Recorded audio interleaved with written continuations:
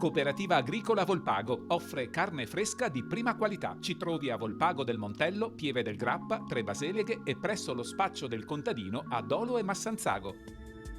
Benvenuti al meteo.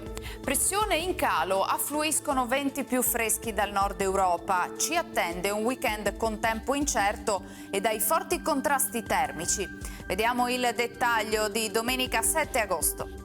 Sul Veneto prevale una situazione variabile, avremo un'alternanza di nuvole e rasserenamenti, con temporali anche forti sui monti, ma possibili anche sul resto della nostra regione. Fenomeni meno probabili sulla costa e sui settori più meridionali. Attenzione a rovesci localmente intensi e violenti. Vediamo anche le temperature che saranno in calo, minime tra 17 e 23 gradi, massime invece comprese tra i 28 e i 31 gradi all'incirca. Spostiamoci ora sul Friuli Venezia Giulia, sarà buono inizialmente, poi piogge in montagna con il coinvolgimento anche dei restanti settori. Bora moderata sulla costa, sostenuta sul Carso e a Trieste. Temperature minime tra 21 e 24 gradi, massime intorno ai 30-31 gradi.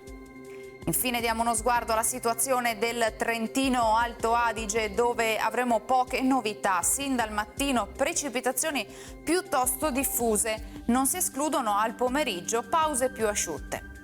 Temperature minime intorno ai 16-17 gradi, massime sui 28 gradi all'incirca. Dal meteo per ora è tutto, vi auguro un buon proseguimento con Antenna 3.